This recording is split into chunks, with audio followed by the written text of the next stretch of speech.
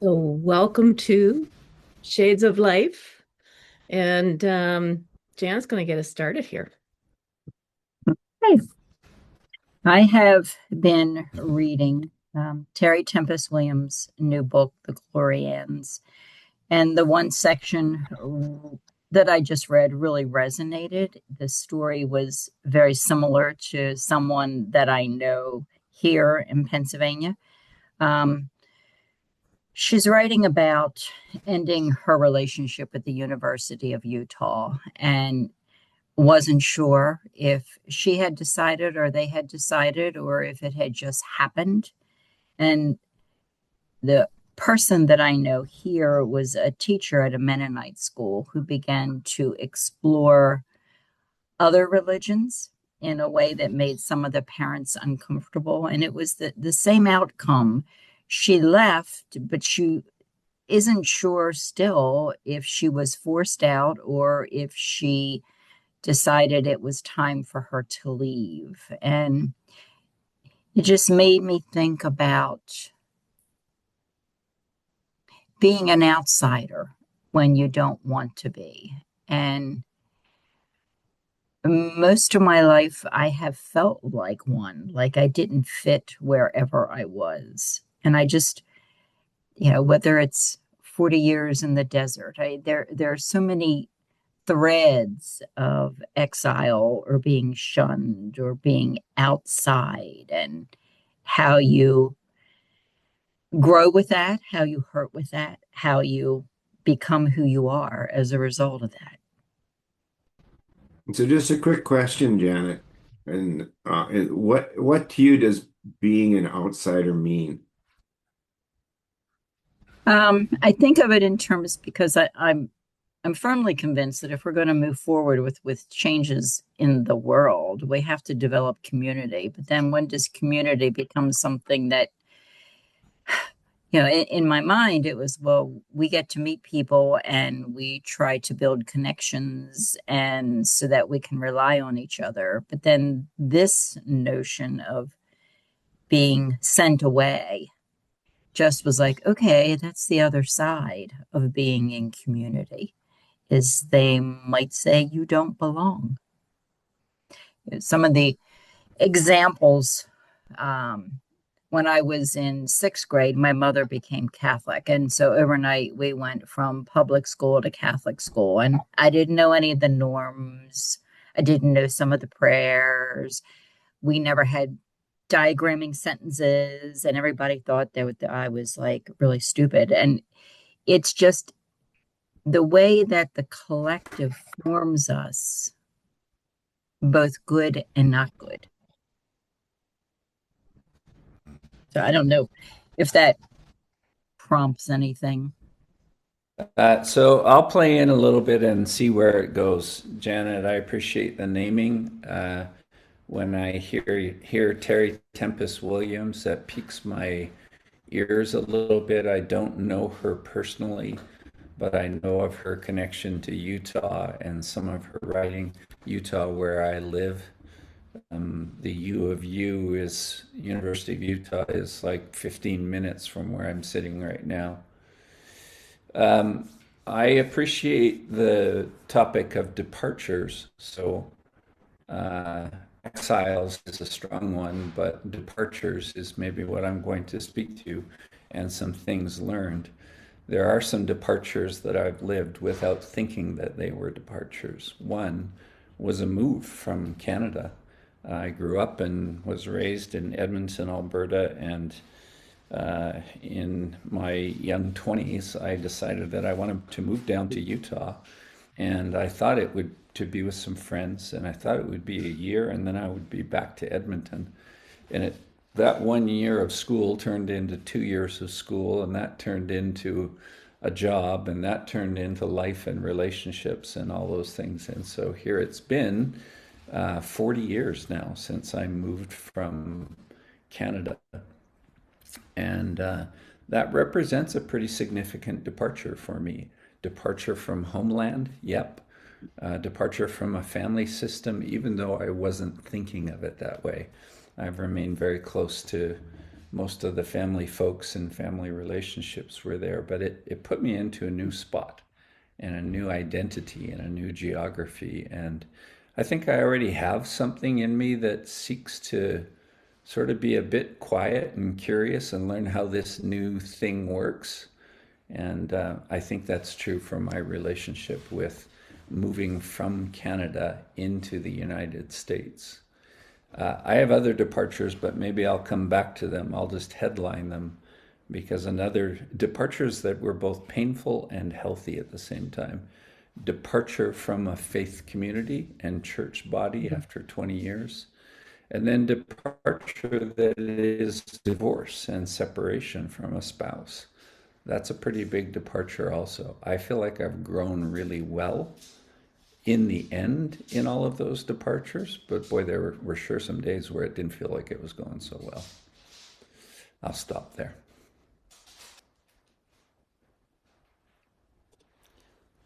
I'm intrigued by this notion of what's an outsider. Because I don't know, and it feels like it's so different for each individual and how you sense into yourself. What for my birthday, I think it was my birthday. Kathy gave me a biography of Gordon Lightfoot. Arguably maybe the most famous Canadian musician, although some might say Joni Mitchell, some might say Neil Young, but Gordon Lightfoot is probably the one, in that rank. Grew up in a small town in Ontario. And what's fascinating was that he was horribly shy. And I wouldn't say he felt like he was an outsider, but he certainly was not the only time he felt two ways he overcame his shyness. One was to perform, that going on stage was for him a way to overcome his shyness. And the other was through alcohol. And he reached a point in life where he was drinking 32 ounces of hard liquor a day, massive amount of alcohol. And that's when he believed, sociable, that he could overcome his shyness. And most all of his friends would say that's when he became friendly. That's when he would interact with people. And so in reading if the fascinating biography, I'm now reading another Canadian biography, Robbie Robertson's Insomnia, which is also quite interesting in his friendship with Martin Scorsese. But back to Gordon Lightfoot,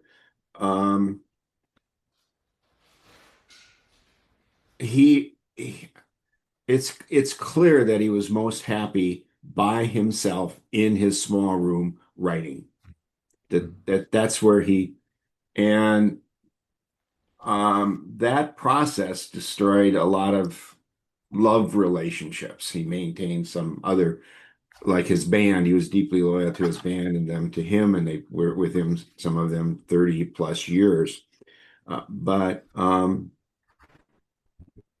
that shyness maybe made him an outsider and maybe not, but that shyness also fueled a way that sought isolation, which then fueled his creativity and his extraordinary songwriting, just amazing. And his touring, he would play 50, 60 concerts a year. And again, because he found being on stage the way to overcome his shyness. He didn't chit chat, more like Bob Dylan. He didn't chit chat on stage, but he played. Kathy and I were fortunate enough to see him a few years back. It's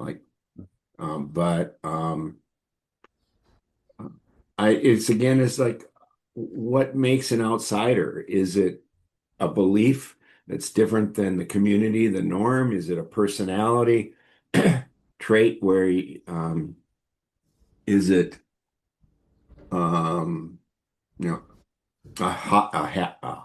habit, a hobby, a something or other. Um, Mm. it intrigues me. I'm just reading a little document Kathy sent me about crowdsourcing, and one of the books in there was this person felt like an outsider because they had a green thumb. A kind of an intriguing storyline. But yeah, I don't know where I'm going with this, and it's not, but I'm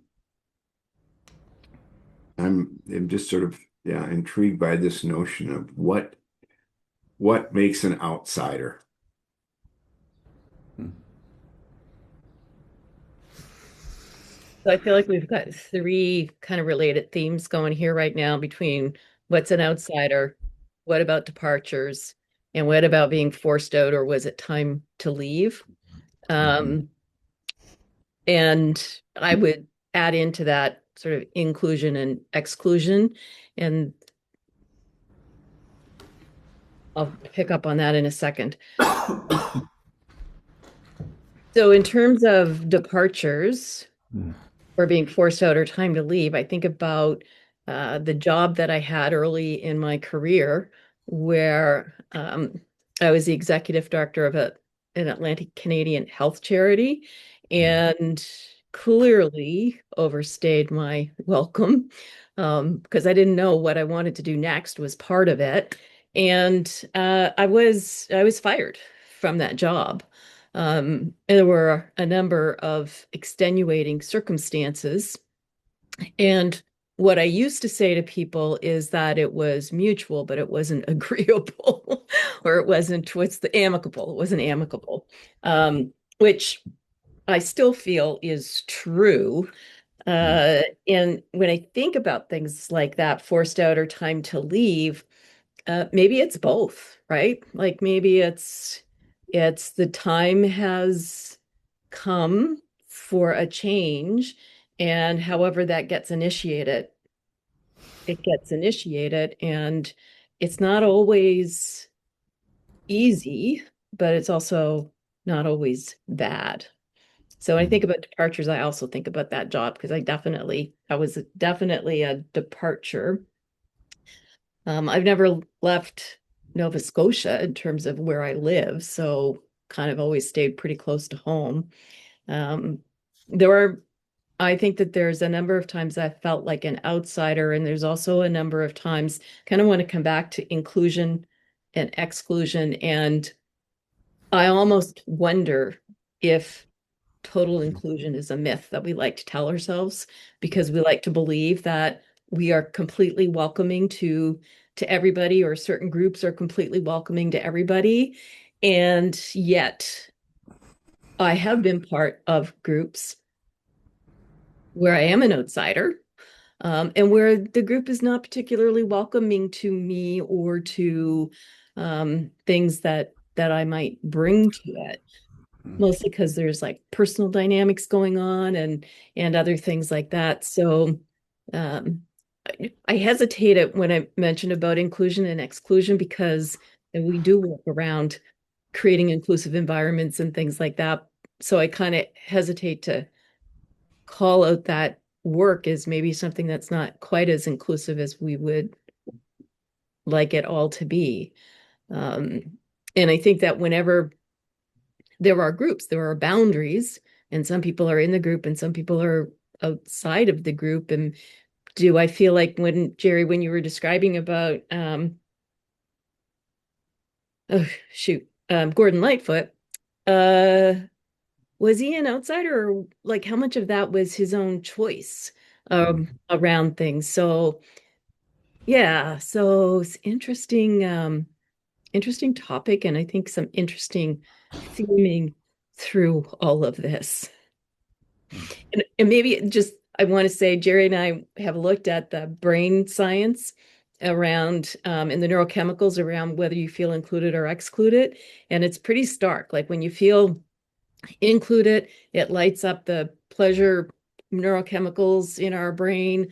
We feel safer. We're more able to contribute. When we feel excluded, then it lights up the pain neurochemical spots in our brain, and the environment doesn't feel safe. We have higher anxiety, higher levels of depression, and we don't perform as well because we don't feel safe. So I'll just throw that little tidbit in there too. Okay, Janet, do something with the tidbits, will you? Jerry, when you were talking about Gordon Lightfoot, it made me think of Susan Cain's book, Quiet, where she writes about how the quiet person is generally considered as less productive in the workforce because they're not front and center.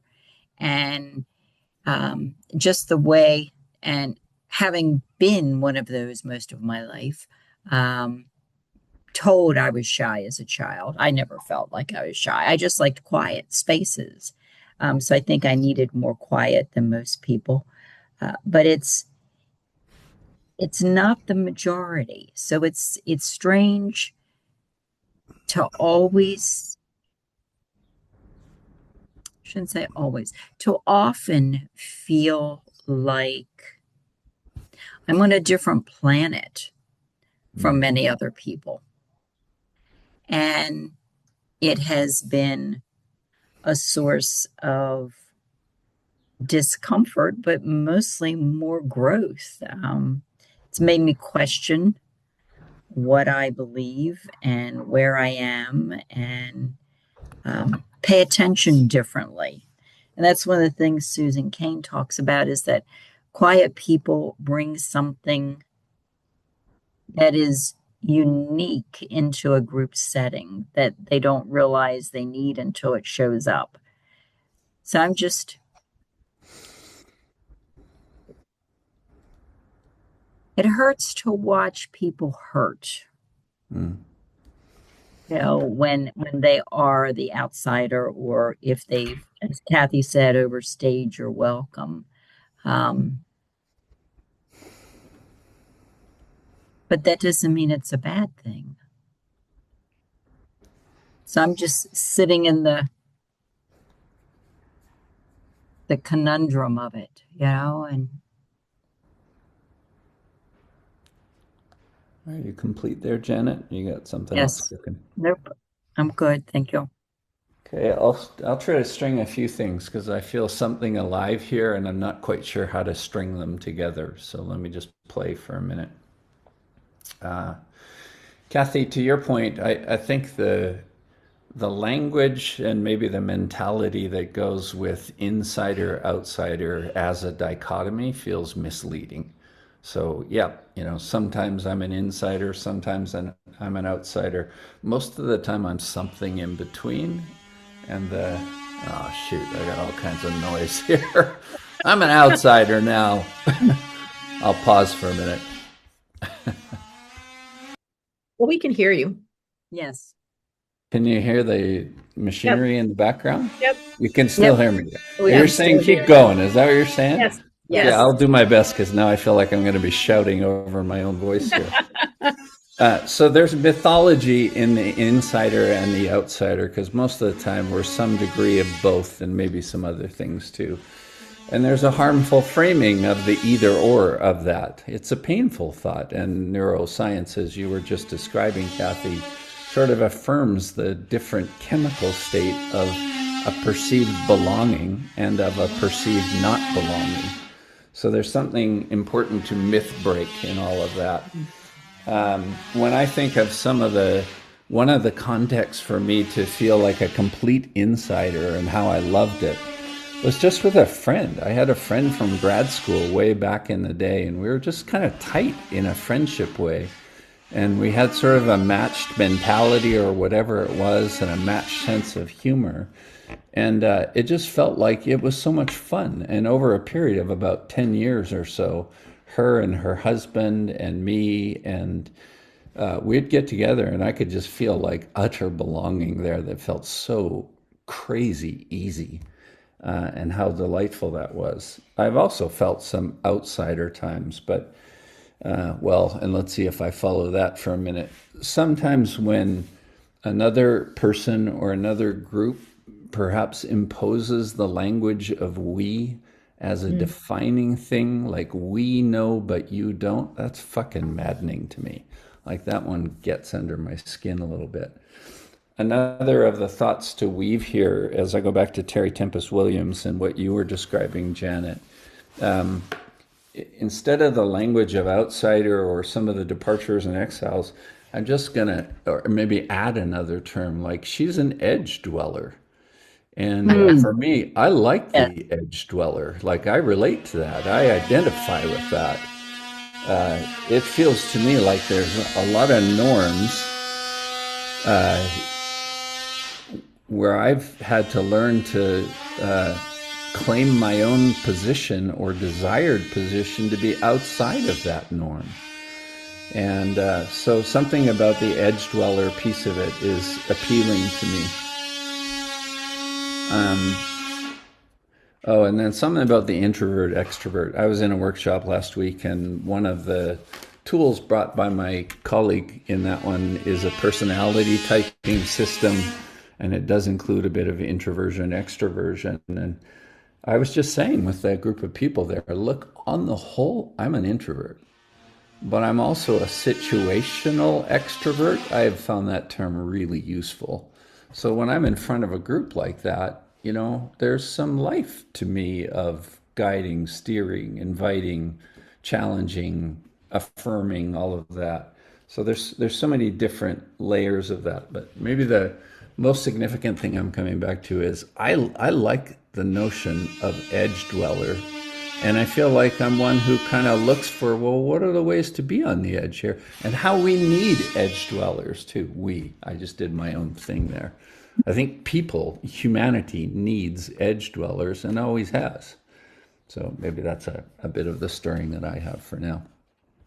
I'll stop there.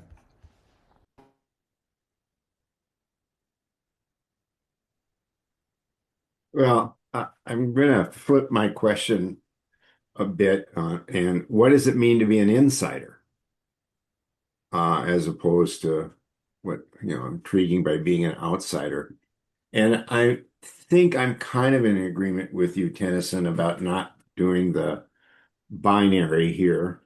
Um, One of the things that we know from our work with neuroscience is, and we ran across this a lot on in groups and out groups and in work within organizations, is that evolution wise, we are basically hardwired to need to be part of a group, that there is safety in the group, that if we go back, 4 or 5 thousand years ago, if you were alone, you were at risk of being somebody's lunch.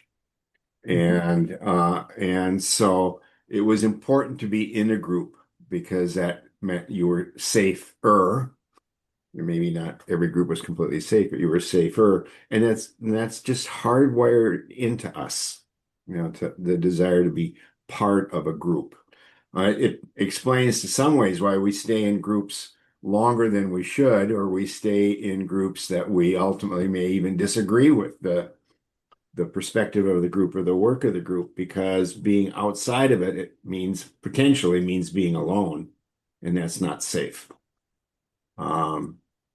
And so is there a difference between being an insider, which to me also strikes the notion we have some special knowledge. We know the secret handshake, as opposed to being part of, Janet said a little earlier, the notion of community, of being part of something. Um, and I think about some of that in terms of my experience with some rural communities. And I lived in a rural community for, 15, 16 years, of which if you weren't 5 generations in that community, you weren't part of that community. You were never going to be part of that community. It didn't matter how much involvement you were in community events and activities. It just wasn't going to be that way. And yet I never felt unsafe. I didn't feel excluded in the sense that, um, I was in any sort of danger or anything like that, yet you just knew you were an outsider. You just knew.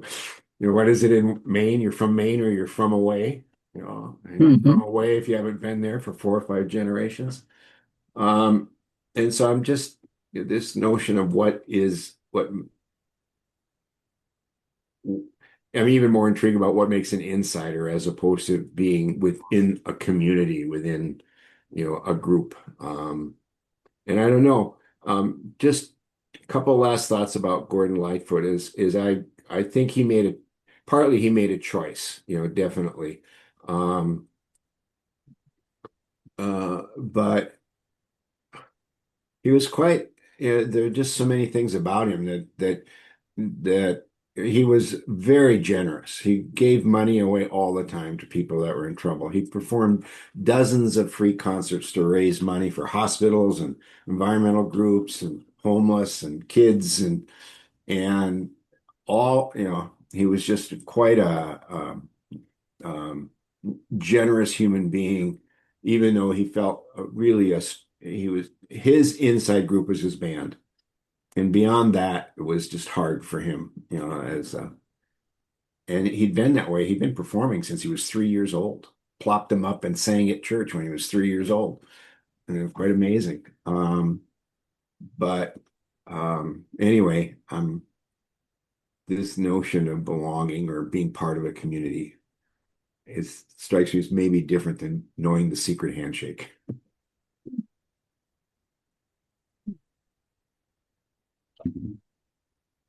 I like edge dweller. I think that probably applies Yeah, to all yeah. of us in one way or another, um, to the work that we do and the way we live our lives. I'm not quite sure what to do with this idea of what's an insider, um, because I think that we all live inside of some groups. For some of us, that could be family. That could be us here talking about shades of life. We live inside of this when we're here. When we're not here, we're probably not thinking a whole lot about what's the next shades of life conversation going to be like. So I think it's a little bit like Tennyson was saying, that we're some degree of both. And in some places where we might be more of an insider, maybe we're not always feeling like an insider either. So like I think it's same with outsiders. So I think it is nuanced. There is some mythology there. I have to say this introvert extrovert dichotomy thing, I wish that had never been named. As someone who's on the border of that, I can be hugely extroverted when I need to be, and I definitely get energy from being introverted. But, you know, since it's like mostly introverts on this call, um, you look at any online thing and all you hear, if you're looking at introvert extrovert, you always hear it from introverts and you have to make space for introverts. And I do that. That's a hosting practice. I mean, I do that all the time and I recognize the value of it. But the question that popped up for me recently was, well, you don't see extroverts. You don't see advice for extroverts around how they claim time or how they're able to shine in environments, because there's a whole bunch of assumptions that are built into they just take up too much space. They just talk too much. And so I've found myself recently in a LinkedIn exchange about this, and I found myself a little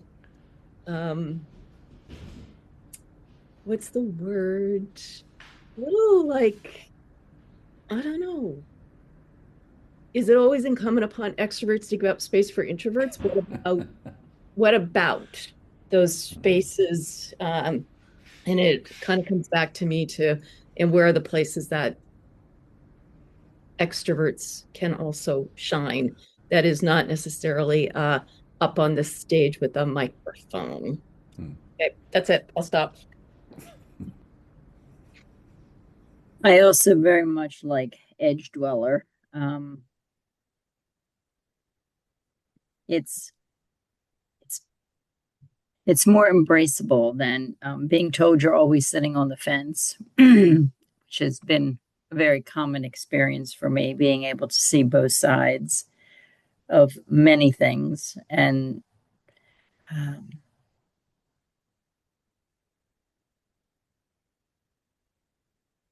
I think we grow and change. So you might begin at one point in your life and being more in this category, but then life is life and you learn new skills and new ways to be. Um,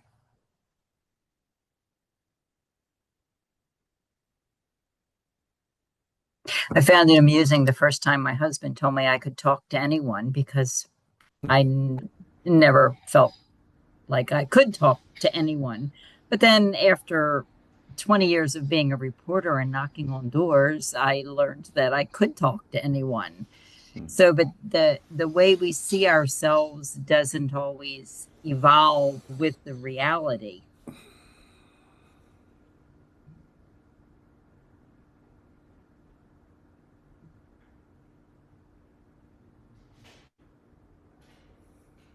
And I'm very much sitting with the question of are there ways to knit threads together when community has holes in it?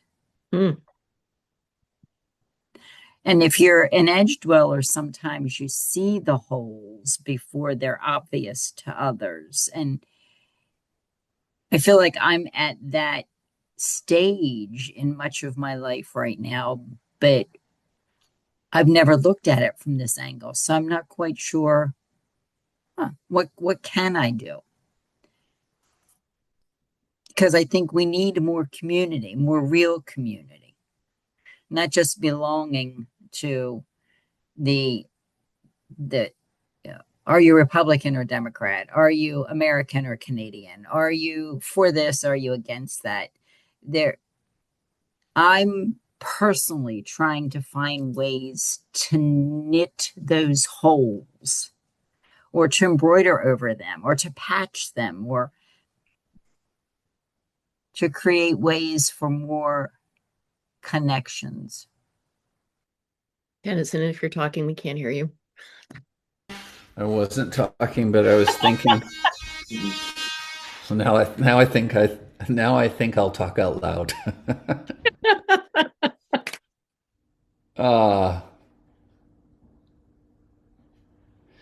I feel like there's some broad layer in me. You can still hear me over top of that, is Yes, that right? yes. Okay. I realized that I put my earphones in and the earphones don't have a noise canceling function on them. Oh. So that's what was going on there. Mm. So I feel like there's this level of something super big and broad here about we're humans always looking for some category for me that is shared, and then from there, trying to create added layers of connection. I kind of live off of that. I live off of that when I'm facilitating groups, crossing my fingers and trying to assert a particular approach that animates and creates some connection and some learning.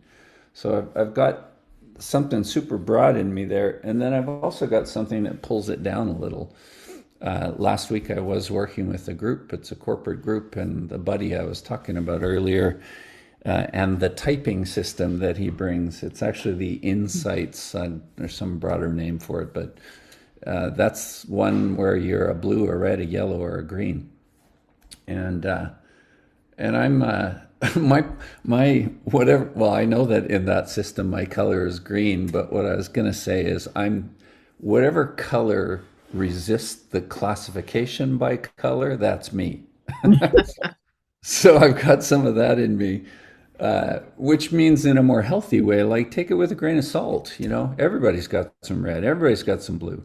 But that's a system also that's pretty well developed, and they're talking about patterns and preferred patterns and the kinds of things you might imagine. The piece of the workshop that I appreciated And this is what my buddy Glenn leads, is once we've got our profiles, so you know who's the reds, greens, blues, yellows, and the in-betweens, then he breaks them into groups where that pattern is most dominant. So the reds are going to do a thing, the greens will do a thing, and et cetera, et cetera. And the task was, in a pretty short way, I thought it was well done, was, we need you to plan a celebration. Please plan a celebration. And so it was funny because, like, the Reds, the headline with the Reds is they're fiery and pretty assertive and pretty direct and all of that. And so their party was done a bit playfully, but it included things like there's no prizes for second place. There's no prizes for participation. And, it got a laugh, and yet it was one of those laughs that had, some truth in it, too. The blues in that categorization system are pretty detail oriented, and turns out that when they planned their party, it was very factual. It was the date, the time, the place, the purpose. It was that kind of stuff. And then the greens and the yellows sort of blend a little. That's how I show up in that system. And it was like, what's the purpose of the party? Make sure there's booze, There's some of that. So as superficial of an exercise as it was actually quite telling. And it, it was built on some other things. So I guess that's not the only thing that was happening, but it's like there were some bridges being created. Oh, that's what it's really like for you to be a red, and enough to feel interesting to me and enough to feel useful to me. So when I say all of that, I feel like there's some needed skill for all of us, many of us, to be able to appreciate difference and yet also I kind of come back to be able to see a bigger picture. I lost my thought on what was going to happen with that, but there's something about being able to see the bigger picture and then also even maybe play with the typologies that are there. I'll stop there. Try to come back on screen for just a bit. Yeah.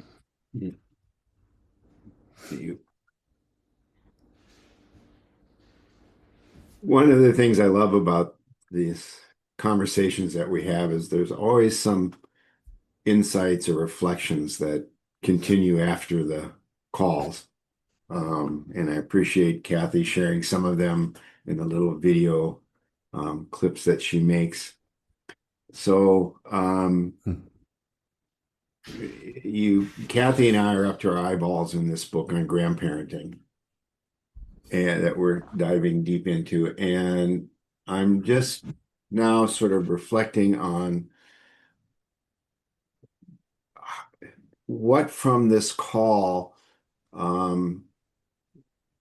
could I carry into being a better grandparent or offering to my grandchildren. What does it mean for them to be an insider or outsider? And do they need to be an insider or an outsider? And I can see it in the two youngest, the social pressures from school and so on, and that take place. And sometimes they'll talk about it a little bit and sometimes not. And I want to be there in a good way. Or when do you become an edge dweller? Is it at age 7 or age 5 or age 14? Or, is it later in life that we start to recognize that we're edge dwellers? Or if we are at a younger age, how do we treat them? As if someone in my class or school is an edge dweller, how do I treat them or interact with them? And I think back when I was in grade school, there may have been some people that were edge dwellers. I don't know if that's the word, but there were certainly people that weren't treated very well because they didn't fit in necessarily the way they were expected to. And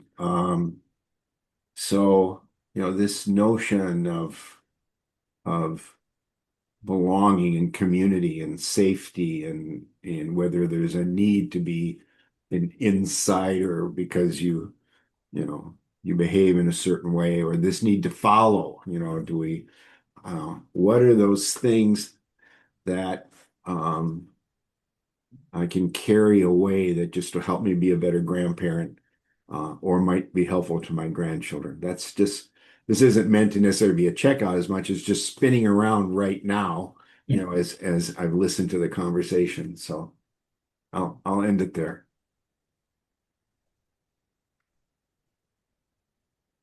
Tennyson, I've done a similar exercise with a simple communication style assessment, and it is always fascinating. It's the same, however, whichever assessment you do, the characterizations are pretty common.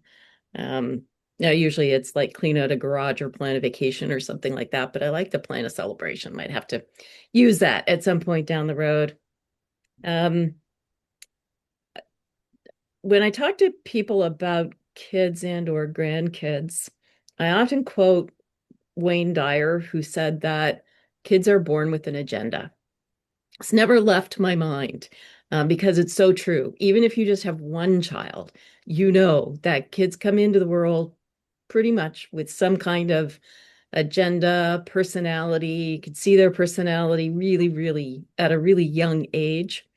So this question of when do you become an edge dweller? Maybe it's just something you grow into, if that's part of whatever your soul journey is. Hard to say. But then I was thinking about, in school, in high school in particular, I don't know that I would have described myself as a edge dweller, but I was a weaver. So I didn't belong to like any specific group, but I could weave in and out of every group, pretty much. So I've never thought of it in that way before. So it's kind of an interesting little thought to noodle on. And I feel like that's a lot of the work that I have been doing anyway, without having thought of it in exactly that way. So that's all. That's all I've got. We're in some checkout space here, I think. Yeah. Feels that way. Yeah. Okay. So maybe I'll add in a few of the things that I think I want to keep dancing with here. One is, Jerry, I like it that you're learning and committed to Gordon Lightfoot and some of these other Canadian icons that you name. Like, way to go.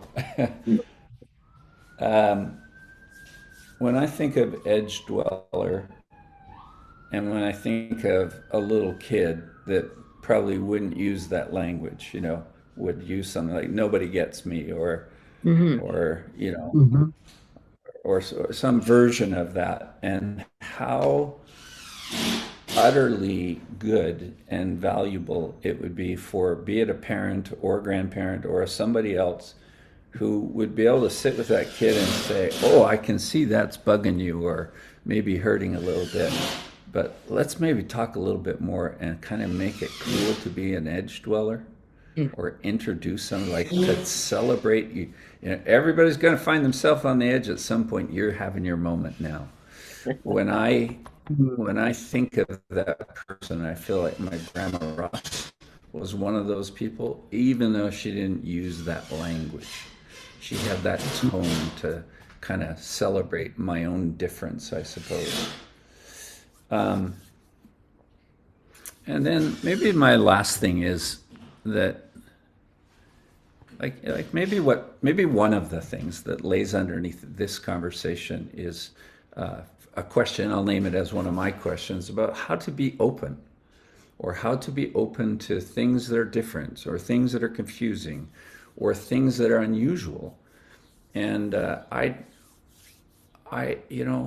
like to think that I have some skill that way. Well, wait, I'm going to claim it.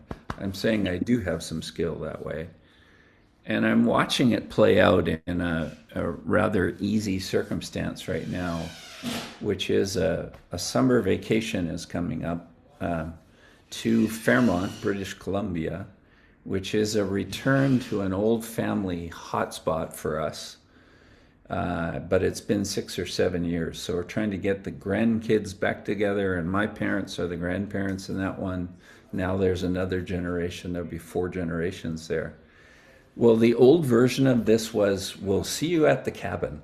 And that was a very, very known thing. The cabin doesn't exist anymore. So the new version is like some compiling together of a few places to stay and, what meets people's needs. And I can see in that my mom in particular is fretting over it, like it's not what it used to be. And some of us are trying to say, no, you're right, it's not what it used to be, but it's something and it's now, or some version of that. I think that layer of openness, like that's good for us to encourage, or maybe develop with one another. That's some of what I get out of our call today. Thanks for queuing it up there, Janet. Well, I got another word from you, Kathy, to be a weaver. I think it's an important, very important role, because as you weave, you leave little bits here and there, and it's sort of like cross-pollinates. And I think that's a good model for me. I'm in a writing group, and one of the things that keeps showing up, no matter what the topic is where and when you felt safe. And it is almost 90% grandparents.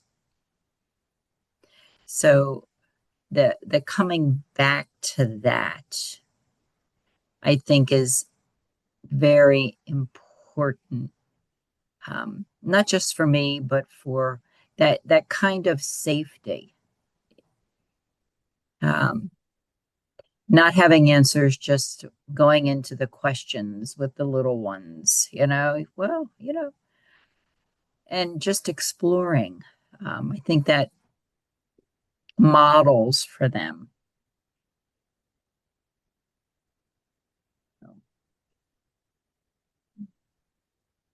So yeah, this has been juicy. So thank you.